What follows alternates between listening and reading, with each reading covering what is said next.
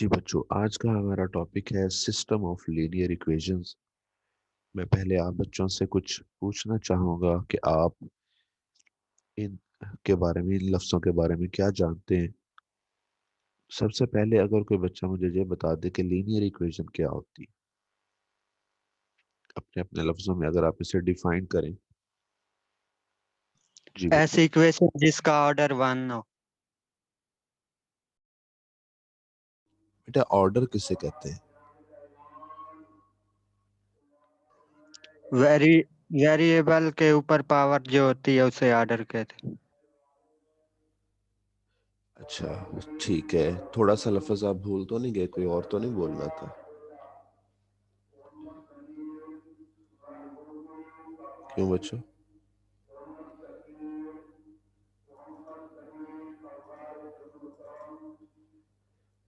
कोई और बच्चा बता दे।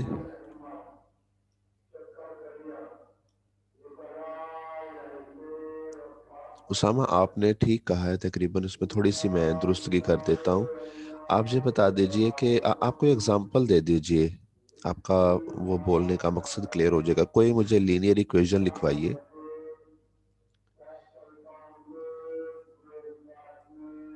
ए x very good. A x. Plus शाबाश। B y z. Equal to zero. Is equal to zero. ठीक हो गया। शाबाश। अब मैं इस पे थोड़ा सा आपको बातें समझाता हूँ बेटा। लीनियर का मतलब एक एक होता है, ठीक है। और लीनियर इक्वेशन हम उर्दू में कहते हैं यक दर्जे मुसावात, एक दर्जे वाली।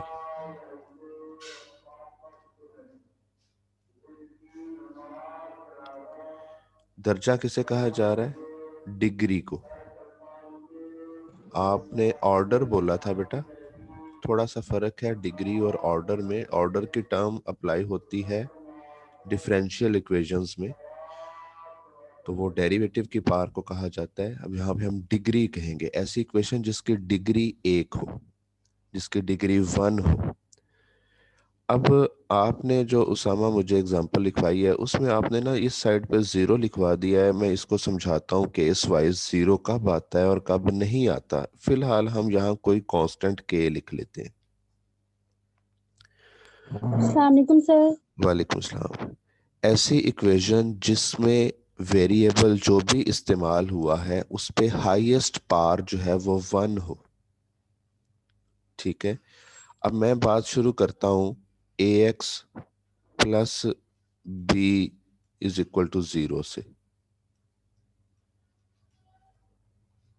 तो थोड़ा सा शुरू से बता दे, मैं लेट आई हूँ। कोई बात नहीं बेटा, तकरीबन शुरू पे ही हैं। आप गौर से बातें सुने, आपको अभी सिलसिला समझ आ जाएगा। हम लीनियर इक्वेशन को डिफाइन करने की कोशिश कर रहे हैं, समझने की कोशिश कर रहे हैं।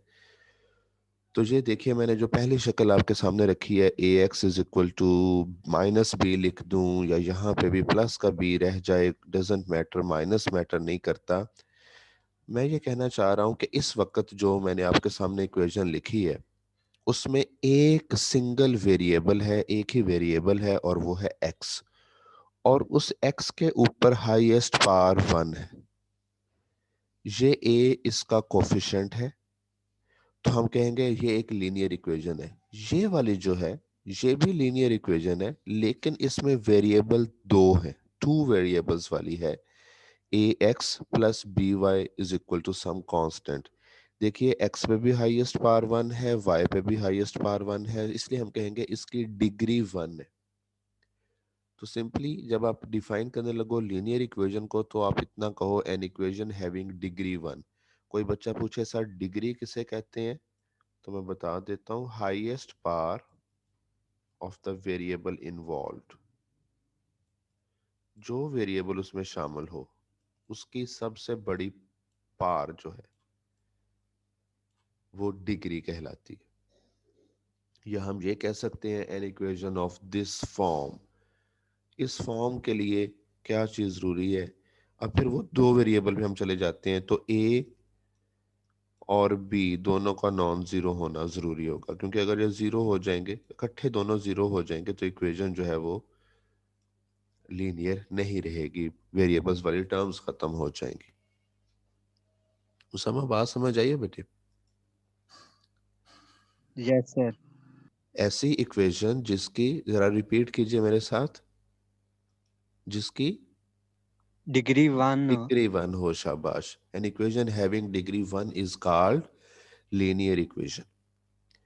ठीक है बच्चों, अब आपने उसामा देखा कि शुरू में आपने यहाँ पे जीरो लिख दिया था, तो मैं आपको ना अब इसकी दो कैटेगरीज बताता हूँ, दो टाइप्स बताता हूँ।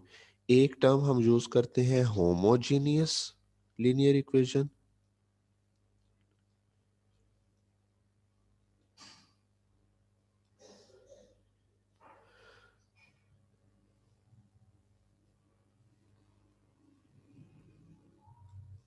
और दूसरी होगी नॉन होमोजीनियस।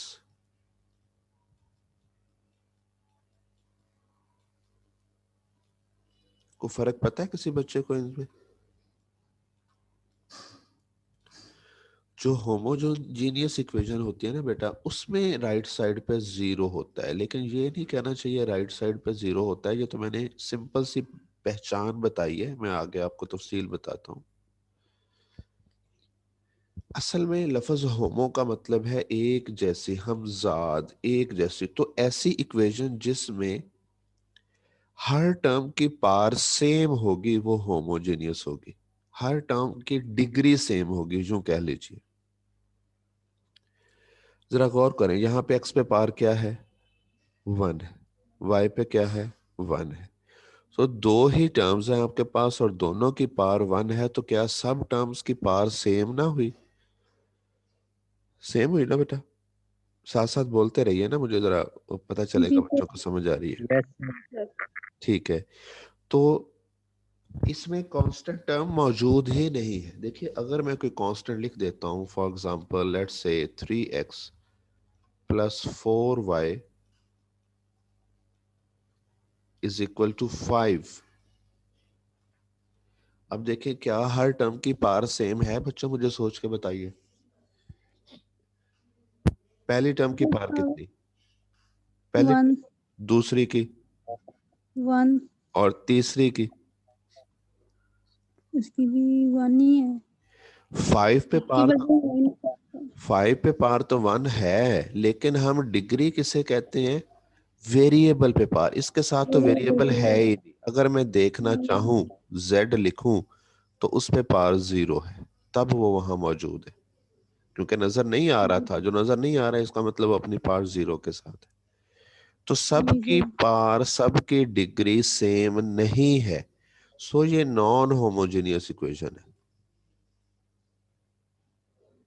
ठीक हो गया? ये नॉन होमोजेनियस कौन सी वाली है? Linear. Linear non homogeneous equation मैंने आपको बता दी है। अगर कोई बच्चा कहे सर पावर एक ही होनी चाहिए, पावर, पावर एक ही होनी चाहिए पावर लीनियर में सेम ना। होनी चाहिए, सेम होनी चाहिए। मैं एक और एग्जांपल लिखता हूँ, लीनियर से हट रहा हूँ लेकिन आपको समझाने के लिए। X square plus 2xy plus z square is equal to 0। ये कौन सी इक्वेशन है? लीनियर तो नहीं है, पक्की बात है कि पार 1 से बड़ी नजर आ रही है। इट मींस क्वाड्रेटिक है, पार 2 वाली है। अब अगली बात ये देखिए, क्या सबकी पार 2 है? नो जी, सर। जी ऐसे ही है जी बेटा। जी जी सर है। ये मैंने इसीलिए कि आपको डिग्री की टर्म भी समझ आ जाए, मैंने इसीलिए ये एग्जांपल ऐड किया है इसमें। देखिए बेटा, जब दो वेरिएबल आ जाए इकट्ठे, तो उनके पार्ट्स को ऐड किया जाता है। एक्स पे भी 1, वाई पे भी 1, तो ओवरऑल ये पार 2 ही बनेगी। तो इस टर्म की पार भी 2 जी है, सर। इसकी पार भी 2 है, इसकी पार भी 2 है, तो सबकी पार 2 है और कोई और टर्म है नहीं। तो ये होमोजेनियस है सेकंड डिग्री वाली। इसकी डिग्री 2 है लेकिन है ये होमोजेनियस। मतलब कहने का कि हर टर्म से डिग्री सेम मिलना होमोजेनियस है, और जब फर्क आ जाएगा तो वो नॉन होमोजेनियस है। तो इसलिए हम आमतौर पर कहते यस हैं कि नॉन होमोजेनियस इक्वेशन में जी कांस्टेंट टर्म नजर आ रही होती है। एक्चुअली वो कांस्टेंट टर्म का रोल क्या होता है वहां पे, वो यही कि वो सबकी डिग्री सेम नहीं रहने देती, इस वजह से वो नॉन होमोजेनियस बन जाती है। ठीक है, मैं एक बात बता दूं, कुछ बच्चे ये समझते हैं, ये देखिए 2x plus 3y plus 4z minus 5 is equal to 0। मुझे बताओ ये होमोजेनियस है या नॉन होमोजेनियस है? Non homogeneous. ठीक है, और कोई बच्चा बोले जी। जो कहता हो कि ये होमोजेनियस है। सर जी ये होमोजीनियस है। कौन कह रहा है ये होमोजेनियस है? क्यों कह रहे हो? थोड़ा सा डिफेंड करना है आपने इस बात को। सर जी क्योंकि हर के साथ एक वेरिएबल है, सबकी एक पावर है, क्योंकि आगे कोई वेरिएबल ऐसा नहीं जिसकी पावर। सर जी नॉन होमोजीनियस है क्योंकि 5 के साथ वेरिएबल नहीं है। हाँ, अब आपको नजर आया थोड़ा सा बाद में, चलो ठीक है, नजर आ गया जी। मतलब कहने का, देखिए एक बेसिक जो स्केच है ना वो ये सिखाता है कि राइट साइड पे जीरो होना। मैंने राइट साइड पे जीरो दिखाया है आपको, लेकिन इस राइट साइड पे जीरो होने के बावजूद ये नॉन होमोजेनियस है। तो आपने जीरो को डेफिनेशन में शामिल नहीं करना। कुछ बच्चे लिख बैठते हैं कि ऐसी इक्वेशन जिसकी राइट साइड पे जीरो, ऐसा नहीं बोलना बच्चों। असल बात आपको सिखा दी है कि जिसकी हर टर्म की पावर सेम होगी, तो अगर कांस्टेंट इधर नहीं इस साइड पे आ गया तो अब भी वो पावर को सेम नहीं होने दे रहा, तो इसका मतलब है ये नॉन होमोजेनियस ही है, ये होमोजेनियस नहीं है। क्लियर हो गया आपको? होमोजेनियस और नॉन होमोजेनियस का फर्क समझा चुका हूं मैं। जी सर। ठीक है, अगर बेटा सर जी, होमोजेनियस का मतलब एक नहीं होता, नहीं नहीं, तो होमो अगर ये वाली एक एक जैसा, उसका मतलब एक जैसा होता है, एक जैसी पार होना। जी सर, जी सर। जी, वो पार चाहे 2 हो, वो चाहे 3 हो, वो चाहे 1 हो, अगर सबकी पार एक जैसी है, सबकी डिग्री सेम है, तो हम कहेंगे जी वो होमोजीनियस है, अदरवाइज वो नॉन होमोजीनियस है। ठीक है, अब बात आगे बढ़ाते हैं। अगर आपको शॉर्ट क्वेश्चन या आपसे पूछ लिया जाए कि नॉन होमोजेनियस लीनियर इक्वेशन जो दो वेरिएबल वाली होती है उसे डिफाइन करें, मतलब मैं आपके सामने अगर क्वेश्चन रखूं, define non homogeneous linear equation in two variables, तो बेटा जी आपके पास क्या अल्फाज है? मुझे एक बार बोलिए, फिर मैं आपको बताता हूँ।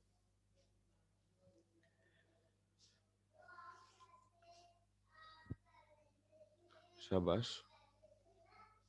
सर दोबारा रिपीट कीजिएगा क्वेश्चन। क्वेश्चन मैंने ये किया है, define non homogeneous linear equation in two variables. ठीक है,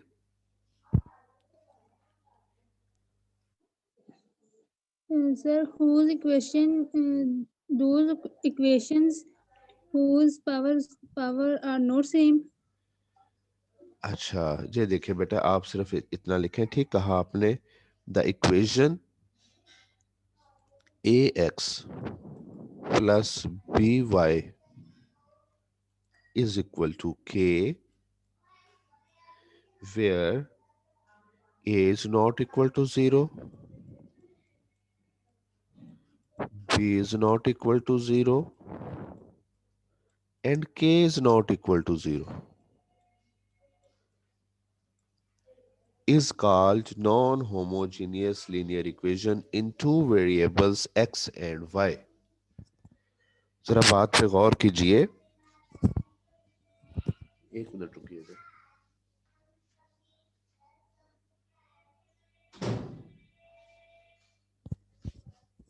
मैंने क्वेश्चन क्या किया था भला, कि डिफाइन कीजिए नॉन होमोजेनियस लीनियर इक्वेशन को जो दो वेरिएबल वाली हो। अब मैंने क्या किया, मैंने कहा an equation of this form, और साथ में जो मैंने शराइत बोली है, देखिए बेटा अगर वेरिएबल दो रखने हैं तो ए भी जीरो नहीं होना चाहिए, बी भी जीरो नहीं होना चाहिए, क्योंकि अगर ए जीरो हो गया तो एक्स खत्म हो जाएगा, बी जीरो हो गया वाई खत्म हो जाएगा, और अगर के खत्म हो गया तो इक्वेशन नॉन होमोजेनियस नहीं रहेगी। यानी कि अगर के खत्म हो गया, के की जगह पर जीरो आ गया, तो वो तो होमोजेनियस बन जाएगी। तो मैंने देखिए ये तीनों शराइत साथ में कह दी कि ए भी जीरो ना हो, बी भी जीरो ना हो और के भी जीरो ना हो, तब ये वाली जो इक्वेशन है ये जरूर नॉन होमोजीनियस कहलाएगी, लीनियर कहलाएगी और ये टू वेरिएबल्स वाली होगी। तो ये सिंपल तरीका होता है, मैथमेटिकल वे होता है इन चीजों को डिफाइन करने का। सब बच्चों को बात समझ आ गई है मेरी? बोलिए बच्चों। जी यस सर। सर। क्लियर हो गया? ठीक है। अब जो आपने एक बात नोट की होगी कि मैंने जो आते ही टॉपिक लिखा है, ये मैं फिर से दिखा दूं, ये हिस्सा, इसमें मैंने लफ्ज सिस्टम भी लिखा हुआ था और अभी तक मैं सिर्फ बात कर रहा था लीनियर इक्वेशंस के। तो मैंने आपको पहले सिर्फ लीनियर इक्वेशंस की पहचान करवाई है, उसमें होमोजेनियस नॉन होमोजेनियस की कैटेगरी भी समझा दी है, single variable, double variable, multi variable वाली फॉर्म भी तकरीबन डिस्कस कर दी है। अब हम आते हैं टर्म सिस्टम की तरफ। ये सिस्टम क्यों लिखा हुआ है? अब मेरा क्वेश्चन है कि अच्छा आपसे पहले पूछता हूँ जी, what is system of linear equation? Linear equation पता चल गया, what is system of linear equation? जी बच्चों, खुद से जो बच्चा बताना चाहे। अगर नहीं पता तो मुझे जल्दी से बता दें, मैं समझाना शुरू कर देता हूं आपको। सर आप बता दें। ठीक है, मैं बता देता हूं बेटा। ये देखिए 3x minus 4 is equal to 5। कौन सी इक्वेशन लिखी है मैंने? जल्दी से बोल दें। Sir non homogeneous. शाबाश, नॉन होमोजेनियस है। और कौन सी है? लीनियर है। लीनियर है। और कितने वेरिएबल्स वाली है? सिंगल वेरिएबल वाली है। एक सिंगल वेरिएबल वाली। ठीक हो गया। तो हम ये कह सकते हैं कि ये नॉन होमोजेनियस लीनियर इक्वेशन है इन वन वेरिएबल।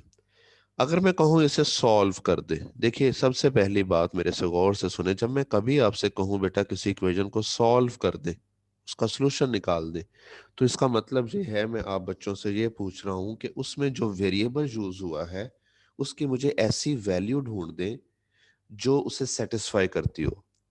तो देखिए मैंने इसे सॉल्व करने के लिए x की वैल्यू तक गया तो मुझे x की वैल्यू 3 मिल गई। मैं कहूँगा ये इसका सोल्यूशन है। क्यों सोल्यूशन है? क्योंकि अगर मैं इसे यहाँ पे प्लेस करूँ वापस तो दोनों साइड्स का जवाब इक्वल आ रहा है, मीन ये इसे वेरीफाई करता है, सेटिस्फाई करता है। ठीक है जी, आपको सिंगल वेरिएबल वाली लीनियर नॉन होमोजेनियस या लीनियर होमोजेनियस इक्वेशन को सॉल्व करना आ गया। अब मैं आता हूँ एक और इक्वेशन लिखता हूँ, 3x minus 4y is equal to 5। ये कौन सी इक्वेशन लिखी है मैंने? जरा पहले पहचान बोलिएगा इसकी। सर ये ये भी लीनियर नॉन है लीनियर है। होमोजीनियस बट है लीनियर है। नॉन लीनियर है। होमोजीनियस है। होमोजेनियस कहाँ हो गई? गौर करें। सर नॉन होमोजीनियस सर जी लीनियर है। हाँ, नॉन इक्वेशन होमोजेनियस है, लीनियर है और कुछ बोले इसके बारे में? Two variable. टू वेरिएबल्स वाली है। टू वेरिएबल्स है। इसमें दो वेरिएबल्स है। मैं कहता हूँ इसे सॉल्व कर दो। कर लोगे? कोई बच्चा इसे सॉल्व कर लेगा? जी सर सर। इसे सॉल्व करने के लिए एक और इक्वेशन की जरूरत होगी। एक्सीलेंट एक्सीलेंट उसामा, ये अकेली इक्वेशन सॉल्व नहीं हो सकती क्योंकि इसमें दो वेरिएबल्स हैं। एक की वैल्यू निकाल लें तो दूसरा उधर जाता है, दूसरे को देखें पहला उधर जाता है। तो ये अकेली सॉल्व नहीं हो सकती क्योंकि इसमें वेरिएबल्स की तादाद 2 है। तो इस जैसी कोई और हो,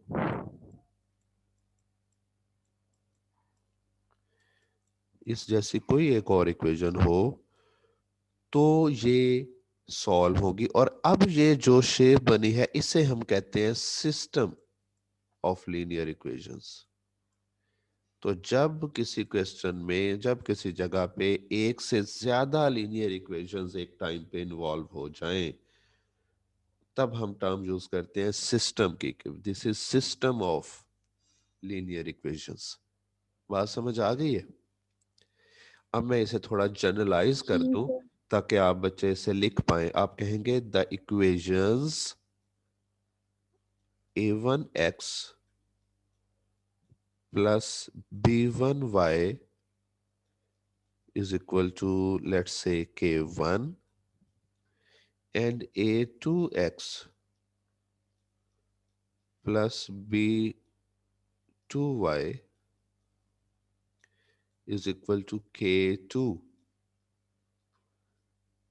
are called, या द इक्वेशंस आपने बोल दिया है, और इसके साथ आप ये कहें कि वेयर k1 एंड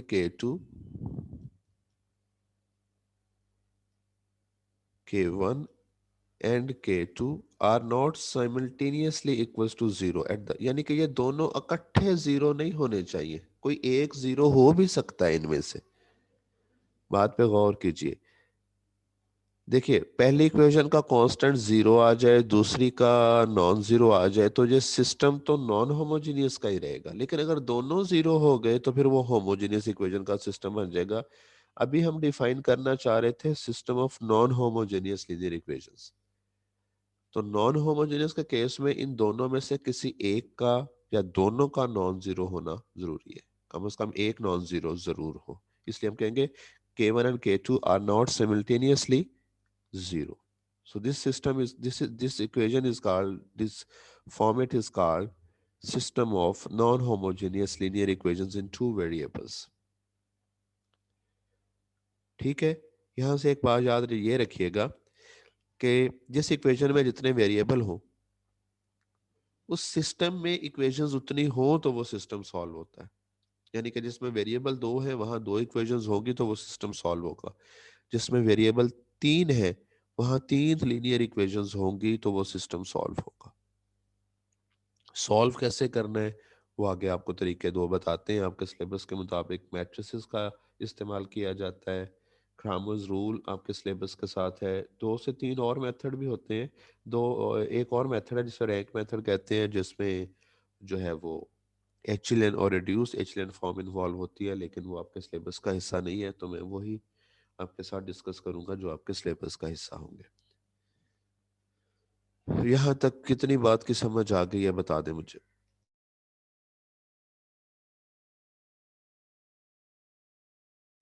जी बेटा। सर आ गई, सारी समझ आ गई। सर ये लास्ट से थोड़ा सा रिपीट कर दें। जी, मैंने एंड पे जो टेक्निकल बात बताई है वो ये है, क्योंकि आपने रकम को पिक करना है कि आपसे पूछा क्या क्या है। अगर तो डेफिनेशन ये पूछी गई है कि आप नॉन होमोजेनियस लीनियर इक्वेशंस इन टू वेरिएबल्स वाले का सिस्टम डिफाइन करें, तो आप कहेंगे ये वाला सेटअप, और साथ में आप कहेंगे k1 and k2 are not simultaneously equals to zero, कि ये दोनों इकट्ठे जीरो ना हो। फिलहाल मैंने यहाँ लिखा हुआ है कि दोनों नॉन जीरो, साथ जो फिक्रा बोल रहा हूँ उस पर गौर करें। आप थ्योरी में लिखेंगे k1 and k2 are not simultaneously equal to zero. अगर ये इकट्ठे जीरो हो जाए तो वो आप फिर उस वक्त बोलिएगा कि वो डेफिनेशन कौन सी है, वो आप फिर होमोजेनियस लीनियर इक्वेशंस को डिफाइन कर रहे होंगे। अच्छा, 3 वेरिएबल का सेटअप बना लेंगे आप लोग जनरली, 3 वेरिएबल्स को अगर डिफाइन करना हो तो, कि मैं इसे एक्सटेंड कर दूं 3 पे।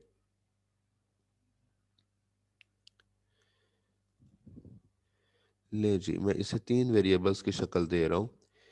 जाहिर बात है इक्वेशंस 3 हो जाएंगी, a1x plus b1y plus c1z is equal to k1,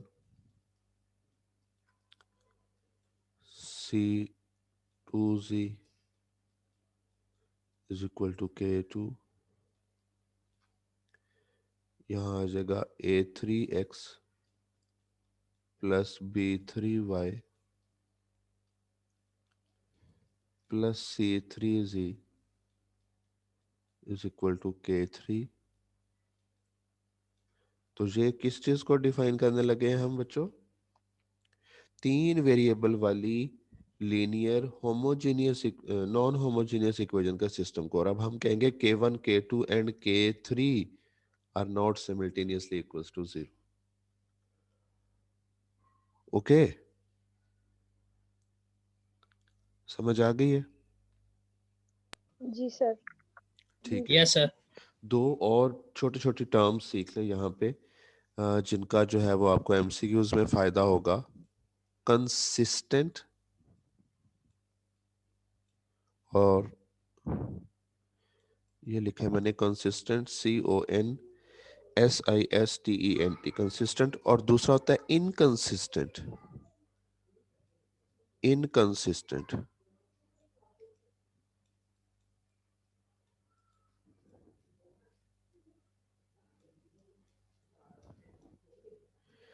ऐसा आपके पास, आप इसे यूं डिफाइन करेंगे, अगर आपका वो जो system of non homogeneous linear equations है, अगर उसका सॉल्यूशन है आपके पास, if it has a solution, if the system consists a solution, तो हम कहेंगे कि वो कंसिस्टेंट सिस्टम है। यानी कि जिस सिस्टम का सॉल्यूशन मिल जाए, जो अपना सॉल्यूशन रखता हो, जो वेरिएबल्स का ऐसा सेट रखता हो जो उसे सेटिस्फाई करे, वो कंसिस्टेंट होगा, और जो ना रखता हो वो इनकंसिस्टेंट होगा।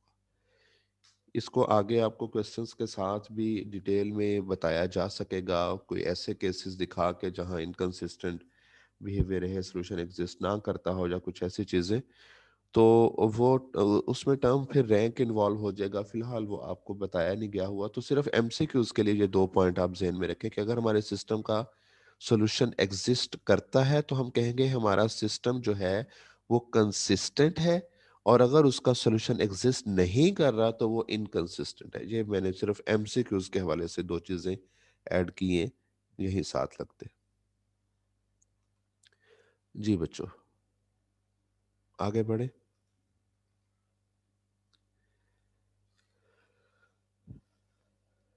आवाज नहीं आई किसी की? जी सर। ठीक है।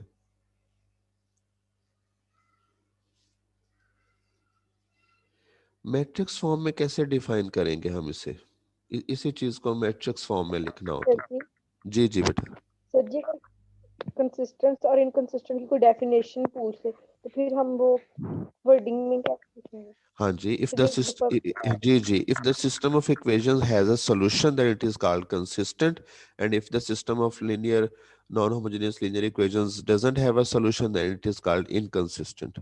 इसकी डेफिनेशन सर यही जी है। मैथमेटिकली लिख नहीं सकते नहीं हैं। नहीं नहीं नहीं, ये यही फॉर्म थ्योरी होगी कि अगर सॉल्यूशन है तो वो कंसिस्टेंट है, अगर सॉल्यूशन नहीं है तो वो इनकंसिस्टेंट है। अब ये अगली बात होती है, सॉल्यूशन कब रहता है और कब नहीं रहता, लेकिन उसका इस डेफिनेशन से ताल्लुक नहीं। वो जो है वो इन टर्म्स ऑफ रैंक आपको समझाई जा सकेगी, जो फिलहाल डिस्कस नहीं हो पाएगी, क्योंकि अभी आपको रैंक जी का नहीं पता कि what is rank of a matrix. ठीक है जी। अब मैं आपको लेके चल रहा हूँ बेटा जी इस तरफ कि ये जो लीनियर इक्वेशंस हमने इनके सिस्टम को स्टडी कर लिया, अब हमने क्योंकि इनके सॉल्यूशन की तरफ जाना है, तो उसमें हम जो है वो 2 मेथड्स हमारे पास है। तो मैं ये पूछना चाहता हूँ कि आपको अगर सिस्टम ऑफ लीनियर इक्वेशंस को डिफाइन करना पड़े इन टर्म्स ऑफ मैट्रिसेस तो कैसे डिफाइन करेंगे, ये मैं आपको तरीका बताता हूँ। तो इसके लिए मैं देखना चाहता हूँ कि अगर मैं ये चीज़ यहाँ से सिलेक्ट कर लूँ, हो जाएगी सिलेक्ट?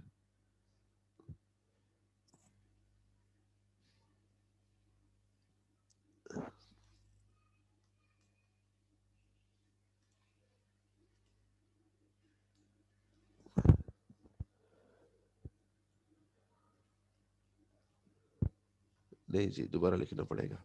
अच्छा बच्चों, ये देखिए 2 वेरिएबल्स के साथ फिर से समझाता हूँ। a1x plus b1y is equal to c1 या k1 लिखा था हमने पहले। a2x plus b2y is equal to k2। बेटा जब हम इसको मैट्रिक्स फॉर्म में लेके आते हैं तो हमारा पहला मैट्रिक्स होता है जिसे हम कहते हैं मैट्रिक्स ऑफ कोफिशिएंट्स। तो उसमें सारे कोफिशिएंट्स उठा के लिखे जाते हैं, A1 B1। ये काम आपने मैट्रिक में भी किया हुआ है, तो इतना घबराने की जरूरत नहीं है। A1 B1, और ये देखिए मैंने कोफिशिएंट्स लिख लिए। इसके साथ प्रोडक्ट पे लिखना होता है एक मैट्रिक्स जिसमें सिर्फ वेरिएबल्स होते हैं और ये सिंगल कॉलम पर मुश्तमिल होता है, और दूसरी साइड पे जो कांस्टेंट्स हैं उन्हें यूं अलग से मैट्रिक्स में लिख दें। आपको मैट्रिसेस को मल्टीप्लाई करना सिखा दिया गया हुआ है। तो एक्चुअली ये फॉर्म बनाते वक्त किस चीज़ का ख्याल रखा जाता है कि अगर हम इन्हें मल्टीप्लाई करें तो वापस वही चीज़ आए। ये देखिए मल्टीप्लाई जब करेंगे तो क्या होगा, A1x plus B1y is equal to K1, तो हमारी पहली इक्वेशन आ जाएगी। फिर आएगा A2x plus B2y is equal to K2, तो हमारी दूसरी इक्वेशन आ जाएगी। समझ आ गई बात मैंने क्या बोला? ये मैंने आपको इनको मैट्रिक्स फॉर्म में लिखना सिखाया है। तो जनरली हम ये कहते हैं कि AX is equal to B, ये मैट्रिक्स फॉर्म है सिस्टम ऑफ लीनियर इक्वेशंस की। ये जरा x सही नहीं लिखा गया, AX is equal to B, ये क्या चीज है? मैट्रिक्स फॉर्म है सिस्टम ऑफ लीनियर इक्वेशंस की। ए कौन सा मैट्रिक्स होता है? कोफिशिएंट्स वाला। एक्स वो जिन्हें हम अननोन्स कहते हैं, वेरिएबल्स वाला मैट्रिक्स। और बी जो इक्वेशन की राइट साइड पे कांस्टेंट्स होते हैं उन वाला मैट्रिक्स होता है। ठीक है, यहां भी हम कह सकते हैं कि अगर ये बी नॉन जीरो है तो ये नॉन होमोजीनियस लीनियर इक्वेशंस की मैट्रिक्स फॉर्म है। और अगर ये बी जीरो हो जाए, if B is equal to O for null matrix, then we say AX is equal to O। ये कौन से इक्वेशंस की मैट्रिक्स फॉर्म है? होमोजेनियस की। बोलो बच्चों, साथ ही हैं आप क्लास में मेरे? बिल्कुल खामोश हो जाते हैं कभी कभी आप लोग। कुछ समझ आई है मैंने क्या बोला है अभी उसामा? जी सर आइए। Yes sir. ठीक है, अब इस सेशन का टाइम जो है हमारा वो एक्सपायर होने जा रहा है, तो मैं आपको दोबारा लिंक भेजता हूँ और आप उससे ज्वाइन होइएगा। और उसमें हम कुछ क्वेश्चंस की प्रैक्टिस करते हैं कि हमने कैसे सॉल्व सर करना है क्रैमर्स रूल से या वैसे। जी बेटा, क्या कहना चाह रहे हैं? सर जी जी जी। सर ये वाला जो ये शुरू से कर दे दोबारा से, मेरी मीटिंग लेफ्ट हो गई थी तो मुझे। क्या चीज बता दूं? सर जी ये वाला मतलब कि पेज पूरा शुरू से समझा दें ये यहाँ देख, से। जी जी, ये देखें, ये वही इक्वेशंस हैं जो हमने पिछले पेज पे लिखी हुई थी। मैंने उनको मैट्रिक्स फॉर्म में लिखना सिखाया है। जो कोफिशिएंट्स हैं एक्स, पहली इक्वेशन में एक्स का कोफिशिएंट A1 है, y का B1 है, तो पहले उनको पहली रो में लिख लिया, फिर दूसरी इक्वेशन वाले। तो ये हिस्सा जो है ये कोफिशिएंट्स वाला मैट्रिक्स आ गया। साथ में प्रोडक्ट पे वो वाला मैट्रिक्स देना है जिसमें आपके वेरिएबल्स हैं, अननोन्स हैं। इक्वल्स की नेक्स्ट साइड पे कांस्टेंट्स वाला देना है। इसका नेम हमने ए रख दिया कैपिटल, इसका एक्स और इसका बी रख दिया। तो ये A X is equal to B कौन सी फॉर्म है? मैट्रिक्स फॉर्म है सिस्टम ऑफ लीनियर इक्वेशंस की। कौन से वाले सिस्टम ऑफ लीनियर इक्वेशंस की? नॉन होमोजेनियस लीनियर इक्वेशंस की। Non homogeneous. अगर बी जीरो हो जाए, ओ हो जाए, तो फिर हम कहते हैं इसे ये system of homogeneous linear equations की मैट्रिक्स फॉर्म है ये। ठीक है, ये आपको आगे क्वेश्चंस के साथ फिर सिखा देते हैं। अभी मैं क्वेश्चन हल करने की तरफ बढ़ूंगा तो ये स्टेप उसमें जरूर आएगा। जी सर। चलिए जी, नेक्स्ट वाली लिंक से आइएगा। अभी मैं इसे रोक रहा हूँ।